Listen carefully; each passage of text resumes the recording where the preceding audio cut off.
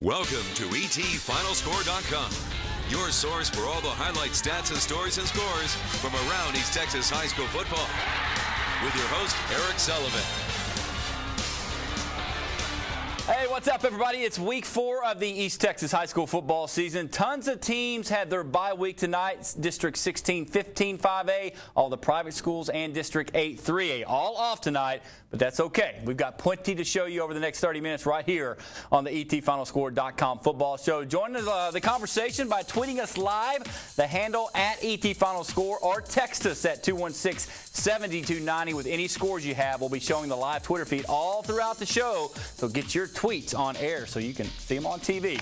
Now, last week we had a thrilling showcase game between JT and Robert E. Lee. The Red Raiders pulled off the upset. Tonight, two of the best teams in Class 4A, Carthage, your defending state champs, at the Gladewater Bears. Let's get to the Jack V. Murphy Stadium, and this, of course, the big man on campus, the great Dalen Mack, leading the charge for the Gladewater Bears. Justin Clow returns this one to the house to start the game. And how about Carthage? This is how you do it, folks.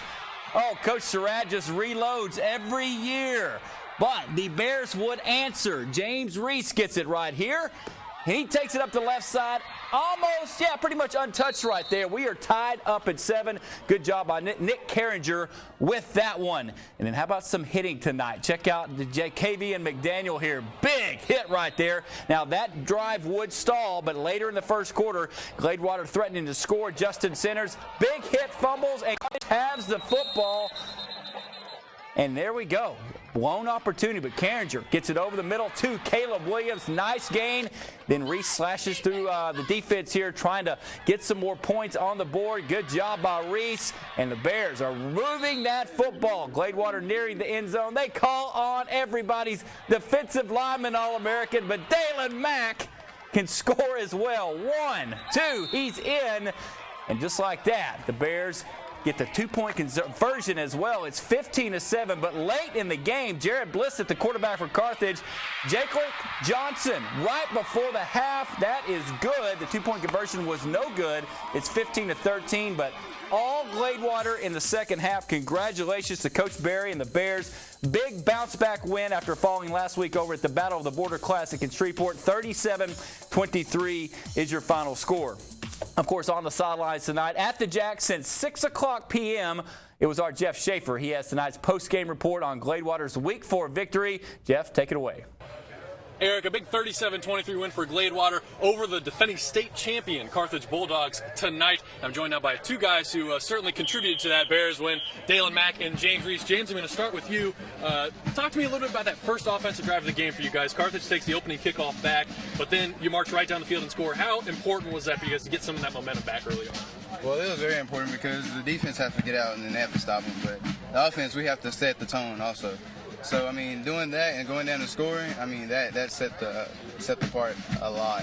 So, I mean, that's what we have to do. And this game as a whole, talk about what it does for your team. I know you played a very tough non-district schedule. It doesn't really get any easier next week. I mean, how important is a win like this, even though it's a non-district win for you? I mean, it was very important. Like Coach Barry said, they're a very good football team, and we needed this win, and we need to get the train back on the track. So we came out and we won, and that's what we needed to do.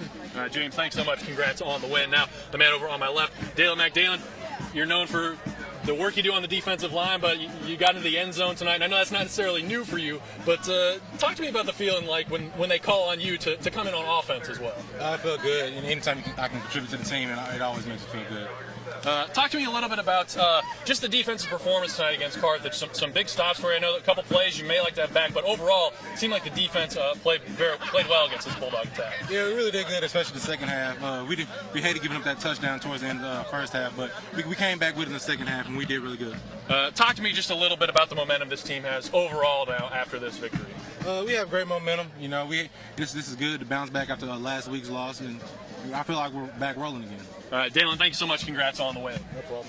So, Eric, Big win for Gladewater tonight, taking down Carthage. Dalen Mack, he can do it on defense, he can do it on offense as well. Bears with a big win over the Bulldogs. Yes, he can. Thank you, Jeff. And, of course, Dalen Mack, the cover boy of the ET Final Score preview show. All right, as we mentioned earlier last week, Robert E. Lee was on the winning side of the Battle of Tyler. Tonight, district play began against Garland Saxe in Tyler at Rose Stadium. How would the Red Raiders play after such an emotional win? Coach Piskey firing up the troops early in this one, saying, guys, we're playing a great team, but we can beat them. Let's get to the highlights in this one. Zach Hall, what a career record-breaking game this young man had. Big run right there. We'll talk about that in a little bit. This time he's going to go to Devontae Craver, last week's hero. Look at him on the read option. Blockers down the field, gets inside the 10-yard line. But check this out. 4th and goal. Coach Piskey says, we are going for the score. We're down 6-0.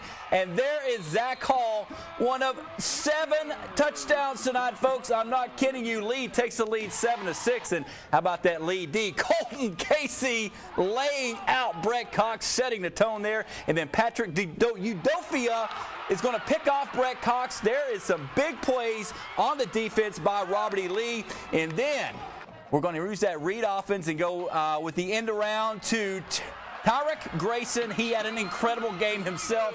Big touchdown, 14-6. Robert E. Lee just doing damage with the read option. Those two were outstanding tonight. And Zach Hall, what can you say about this kid? He is just turning out to be the star player we knew he would be. As I mentioned, 7 touchdowns tonight. Fans love every bit of it. Banging that drum. Final score, Lee 62-49. How about that right there? Also great to have beat writer Mr. Chris Perry. He was at this game all day long at Trinity Mother Francis Rose Stadium. He joins us on the phone right now. Chris Perry, you've seen a lot of Robert E. Lee football games. Where does Zach Hall rank in this one?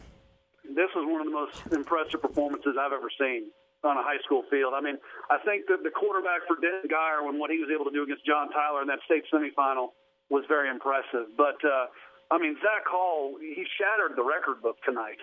The most touchdowns a Robert E. Lee player in history had ever scored rushing-wise, at least as far as back as the records as we know, is 4. He has 6 rushing touchdowns. So I think he's going to hold that one for a little while. And he finished with 257 yards rushing, and it could have even been more. He got tackled behind the line of scrimmage when they were trying to run the clock out and things like that. So, or it would have been maybe 270, maybe even 300. The guy also had 251 yards passing. He capped his final pass with a touchdown pass. And Garland Saxe came out here ready to rock and roll, and I don't think they'd ever seen anything like this. I think Bill Coach said on the broadcast, 2009, the last time Lee won their district opener. They've struggled getting out of the gates in district play. How big is this for the Red Raiders? I think it's huge. To follow up the John Tyler victory with the victory at home against a Garland team that a lot of people picked to win the district, or at least be challenging for the district. Now that puts Robert E. Lee in the driver's seat. Now they have to go on the road and have to try to do something against Rowlett. All right, Chris Perry, go write that nice column for the Tyler paper and ETFinalScore.com on Lee's big victory. Thank you, sir, very much. Thank you. All right, let's move on now. The Gilmer Buckeyes look very strong so far. And guess what? They're not playing any cupcakes. Last week, big win over Tatum. Tonight on the road at Dangerfield, and that's just like their name. They are dangerous, but Gilmer is not scared of anybody. Second play from scrimmage. McLean Carter connects with Chris Boyd over the middle. Big first down for the Buckeyes. Boyd having a fantastic start to the season. And then on the same drive, Boyd, Gilmer fans are so good they can read the paper while watching their team. How about this right here? Boyd touchdown run, and they would get the possession 7-0. On the ensuing possession, Dangerfield facing third down, and they get the pick, and it's picks. Interception for Gilmer, and then more. Colin Hurt this time. He would get the interception in this one. Take it all the way to the house, and then another stop. Great field position. Devin Smith scores right there. Goes untouched in that one. Then it's, once again, Chris Boyd just stowing his guy out of the way. That's how tough Gilmer is. But remember, they still have a guy named Mr. Blake Thomas. And there he goes. Out of the Wildcat, the Buckeye Cat. Up the sidelines, you can forget about it. Folks, it was 47-2 at half, 61 final. Gilmer looking so strong right now. Don't be surprised if they're number 1 in Class 4A before too long. Kilgore over at Texas High tonight in Texarkana. Early on, Cade Peterson's going to go to his man DeAndre Cooper for a nice gain for the Tigers right here. Next play, Pearson's going to go to Jacorian Walker. And Jacorian is in the right spot. What a read and throw. That's a timed play. 7-0 Tigers on the board.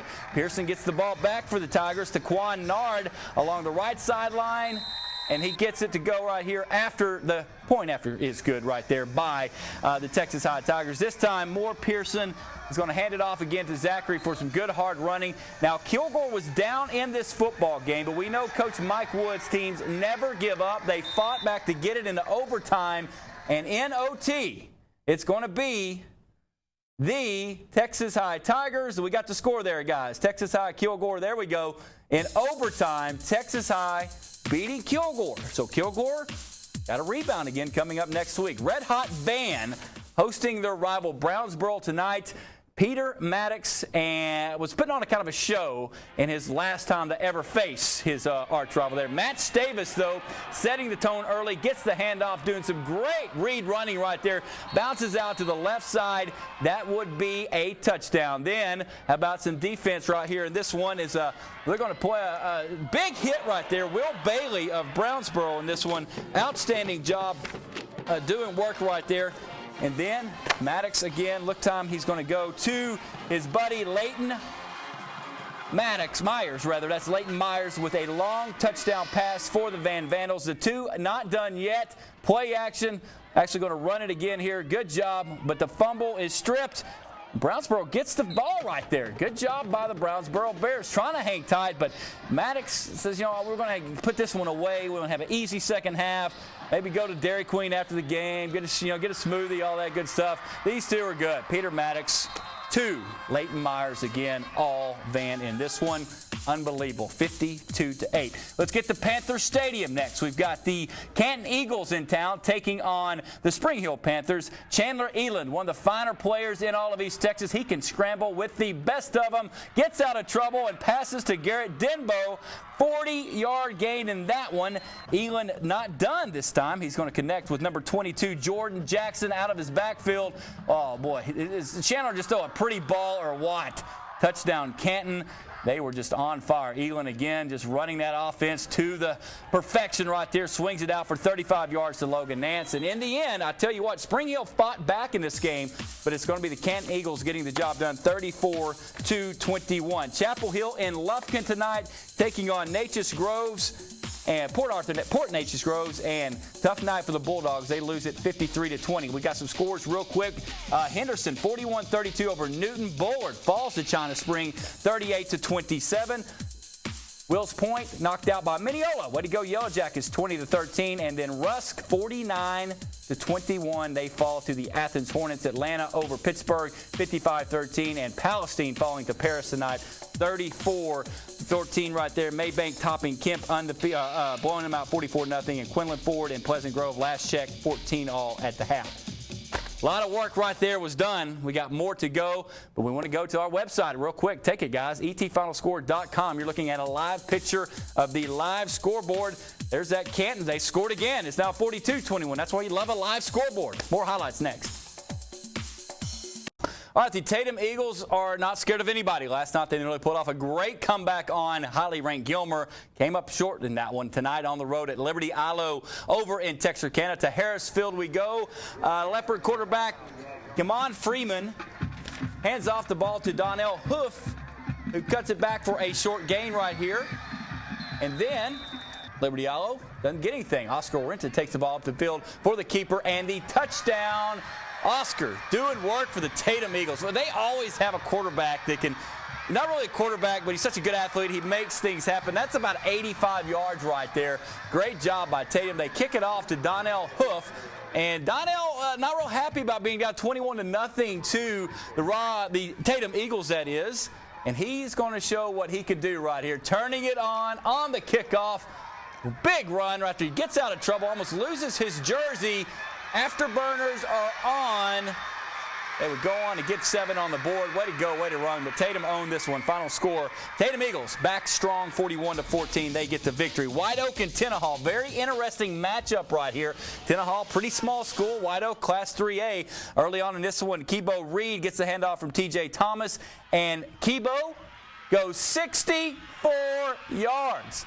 What speed Tenaha has. My goodness, they stun the entire Roughneck Stadium crowd right there. White Oak trying to get back in this one. Cordell Smith just doesn't have anything. Switching the sides of the field. The White Oak offense was just kind of dumbfounded in this one. He ends up making that a pretty good run right there. But Tenaha's T.J. Thomas, he's the quarterback. Read option. Almost fakes everybody out. Look at him get through right there. Big run. That's how it was all night. To the board we go. It's going to be Tenaha pulling off the upset. 26-15 is your final score in that one. Moving on, over at Hawkins' Lowrance Field, the Harmony Eagles paid a visit early on in this one. Eric Contreras, nice run. Good job, Eric. Good first name there as well. Then Contreras was going to get it again and do Harmony good here. Busting it off to the left side. Touchdown, Eric Contreras. 7-0 Eagles with the win. Okay, Hawkins' turn now. Jason Haas going to go off to Levon Davis for a nice pickup of this one after the kickoff right here. As Hawkins is good job on the kickoff right there. Now we get the Hawkins trying to move the football in this one, and they would hand it off this time to Cole Harwell, who gets it down the sideline, almost gets it into the end zone. Not quite right there. Good job by Cole Harwell. On the next play, he would get in. Hawkins goes for the 2-point conversion, up 8-7. Later in the quarter, Hawkins has a bad pitch right here as they pitch it out. Trying to get that running game going. They would recover it, but it goes into the back of the end zone. Oh, no! That is going to be a safety. Harmony takes the lead. And would Harmony hang on for the win? They would. 29-8, your final score in this one. Scoreboard we go. Center, 26-15 final. Emory Ames, 51-7 over Quitman. Mount Vernon falls to Lone Oak, 40-6. New Boston, 35-7 over Paul Pewitt. U Springs and Jefferson will play tomorrow in Longview. Malakoff all over Edgewood, 55-22. Grand Saline falls to Cairns, 37-27. Alba Golden, big win for them over Whitewright, 47-23. All right, let's head over to the Tyler Paper headquarters now. Trevor Peel, the rookie, we call him here, but he's getting the hang of this TV thing. He, of course, does all of our Twitter stuff on ET Final Score. Trevor, nice night for small schools to chime in with us with so many teams off. What did you get on the Twitter feed for ET Final Score tonight? Yeah, like you said, it was a slow night, as a lot of teams do have bye weeks. But one of the first games that were posted on Twitter was the Van game that kind of blew up. Now, Van, like you said earlier, did defeat Dangerfield 52-8. Now, there was a highlight player of that game, that being Peter Maddox, quarterback, who went 21 for 28, 303 yards, and 4 touchdowns. Now, you could kind of argue that also Leighton Myers had 4 catches, 121 yards, averaging 30 yards a catch, and 2 touchdowns. That's a great duo if you're Brady Pennington, the head coach of the Vandals. They have one more game before district play. Now, another game that blew up was Tatum Everett tweeted me a photo of the Gilmore fans. They showed up 40 minutes prior to the game and packed the stands as they defeated Dangerfield 61-9. Or not, excuse me, not Dangerfield. Yeah, Dangerfield 61-9. Now, Chris Boyd and Blake Lynch put on a show, and it could have been in part of Baylor head coach Art Briles was in attendance to check out Blake Lynch, who is a commit, and then also Chris Boyd is on their radar for a running back. He has not committed anywhere yet. Now, a lot of you East Texas football fans want scores and highlights right away. Well, Jason Self sent me a photo of him tonight downloading the ETFinalScore.com app located in the App Store. Now, this app is spectacular. Whether you want videos, you want highlights, you're looking for scores, it has the most updated and accurate scoreboard in East Texas. So I wouldn't waste any time. Head over to the App Store, search ETFinalScore.com, and stay updated, East Texas. Trevor, I might send a picture of me, covering a football game like Maddox did there for Van. Pretty cool stuff right there. Smart kid to get on TV. To get on TV for sure right there. All right, thank you so much. Speaking of that Twitter feed, you're looking live at it right now in our big board here at CBS 19. Take it right there, Jack. There we go. More highlights and scores coming up. Don't go anywhere.